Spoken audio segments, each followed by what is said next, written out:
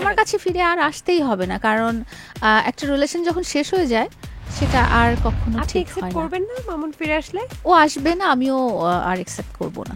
আপনার কাছে ফেরার আর কোনো উপায় নেই?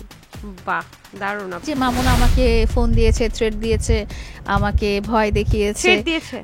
এমনও আমি বলতে পারি। এটা বাট কি চালায় দেন সোর্স নাকি সত্যি কথা? সত্যি কথা, একটা অপরাধীকে আমি শুধরাতে পারিনি।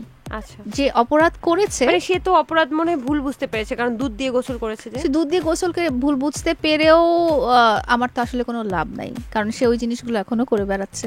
আপনারা হয়তো দেখেছেন যে ও যখন সেলুন উদ্বোধন করে, ও সেলুনে আসা একজন গেস্টকে সে মেরেছিল। এই ভিডিওটা অনেক ভাইরাল হয়েছে, আপনারা হয়তো দেখেন নাই। জাগো এফএম এর অ্যাপ এখন পাওয়া যাচ্ছে অ্যাপ স্টোর এবং প্লে স্টোরে। এমন হয়েছে যে আপনি মামুনকে কল দিচ্ছেন, মানে আমরা শুনেছি, আমরা উড়ো কথায় ওই যে চালায় দেন সোর্সে, আপনি মামুনকে কল দেন, ডিস্টার্ব করেন, মেসেজ করেন, নক করেন, এমন কেন করেন? মামুন কি দেখিয়েছে? মানে আমরা কেউ যদি বলতে চাই এরকম আপনি অনেক বলতেই পারে। ডিস্টার্ব করেন হ্যাঁ, এরকম মামুনকে। কথা আমিও বলতে পারি যে মামুন আমাকে ফোন দিয়েছে, থ্রেট দিয়েছে, আমাকে ভয় দেখিয়েছে, থ্রেট দিয়েছে? এমনও আমি বলতে পারি। এটা বাট কি চালায় দেন সোর্স নাকি সত্যি কথা? সত্যি কথা। আচ্ছা। তো এমনও হয়েছে। কি তো, থ্রেট দিয়েছে আপনাকে? মামলা তুলে নিতে বলা হয়েছে, যদি না তুলি আমার হার্ম করা হবে, ক্ষতি করা হবে, এবং সেটা সে পারবে। এটা আপনি তুলে নিচ্ছেন না কেন? কেন আমি তুলে নিব? একটা আপনি কি অপরাধীকে আমি শুধরাতে পারিনি। আচ্ছা, যে অপরাধ করেছে, মানে সে তো অপরাধ মনে হয় ভুল বুঝতে পেরেছে, কারণ দুধ দিয়ে গোসল করেছে। যে সে দুধ দিয়ে গোসলকে ভুল বুঝতে পেরেও আমার তো আসলে কোনো লাভ নাই, কারণ সে ওই জিনিসগুলো এখনো করে বেড়াচ্ছে। আপনারা হয়তো দেখেছেন যে ও যখন সেলুন উদ্বোধন করে, ও সেলুনে আসা একজন গেস্টকে সে মেরেছিল। এই ভিডিওটা অনেক ভাইরাল হয়েছে, আপনারা হয়তো দেখেন নাই। সেটা কিন্তু আমার উনিও তো সাথে, আবার সেলিব্রিটি হয়ে গেছিল। হ্যাঁ, উনিও সেলিব্রিটি হয়ে গেছে। কি একটা অবস্থা, হ্যাঁ, মার খেয়েও সেলিব্রিটি হয়ে গেছে। তো পরবর্তীতে এটা যদিও ধামাচাপা দেওয়ার চেষ্টা করা হয়েছে, বাট মারটা সত্যি ছিল, কারণ আমি ওখানে প্রেজেন্ট ছিলাম। তো মারামারি অভ্যাস ওর যায়নি। আমি ছিলাম তো। ও হ্যাঁ, আপনি তো যে ঘাম মুছে দিলাম সবার। হ্যাঁ, বলে না যে আমি কার মতো ওয়াইফ হইতে চাই। আপনি তো তখন একদম ভালোবাসার নিদর্শন হয়ে গেলেন। হ্যাঁ, আমি কিন্তু ওইটা ফার্স্ট টাইম না যে আমি ওর ঘাম মুছে দিয়েছি। ওইটা আপনি এখানে এসেও দিয়েছেন, আমরা দেখেছি। আপনি চুল আঁচড়ায় দেন, 3 বছর আগেও গাল দিয়েছি। টিপে দেন, ঘাম মুছে দেন, আদর করে দেন, আমাদের সামনেও দেখেছি আমরা সেটা। বিহাইন্ড দ্য সিন আছে। যাই হোক, ব্যাপারটা হচ্ছে তার মানে আপনি কিছু বলছিলেন, বলেন। আমি এটাই বলছিলাম যে ভালোবাসার মানুষ সে যদি কোনো অপরাধ করে, ভুল তো ভুল কিন্তু কখনো অপরাধ না। আপনি কি চান, মানে তার বিচার চান? আমি বিচার চাই না, আমি চাই সে ঠিক হয়ে যাক, সে তার ভুলগুলো বুঝতে পারুক। মানে আপনার কাছে ফিরে আসলে আপনি না, আমার কাছে ফিরে আর আসতেই হবে না, কারণ একটা রিলেশন যখন শেষ হয়ে যায় সেটা আর কখনো আপনি ঠিক অ্যাকসেপ্ট হয় না। করবেন না মামুন ফিরে আসলে? ও আসবে না, আমিও আর অ্যাকসেপ্ট করব না। আপনার কাছে ফেরার আর কোনো উপায় নেই? বাহ, দারুণ। আপনি তো ভালো ভালো মুভ অন করেছেন। নাকি আবার দেখবো যে বিদেশ থেকে কেউ এসে আপনাদের আবার মিলন করিয়ে দিল, আমরা আবার এগুলো দেখতেও পারেন, কন্টেন্ট তো অনেক রকমই হয়। ও মাই গড। বিদেশ থেকে এসে যিনি মিলন করে দিয়েছেন, ওটা কিন্তু কন্টেন্ট ছিল। আচ্ছা, আসলে মিল হয়নি। আসলে উনি মিল করেনি, মিল আমাদের বড় ভাইরা করে দিয়েছিল। আচ্ছা, যাই হোক, তার মানে আপনাকেও হুমকি টুমকি দিচ্ছে?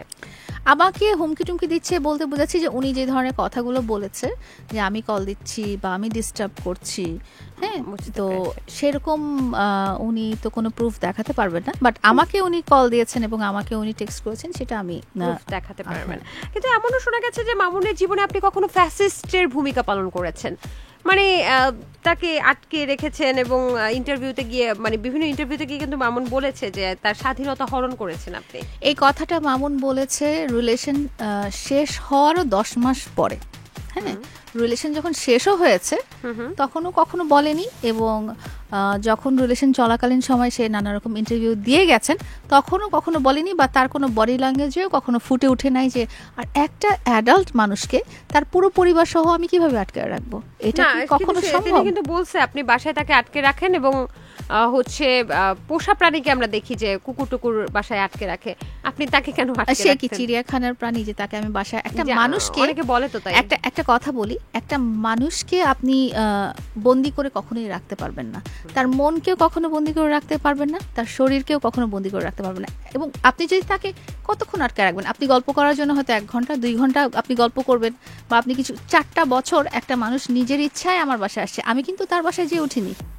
আচ্ছা, আপনার বাসায় তো অনেক সুযোগ সুবিধা, আসবে না কেন?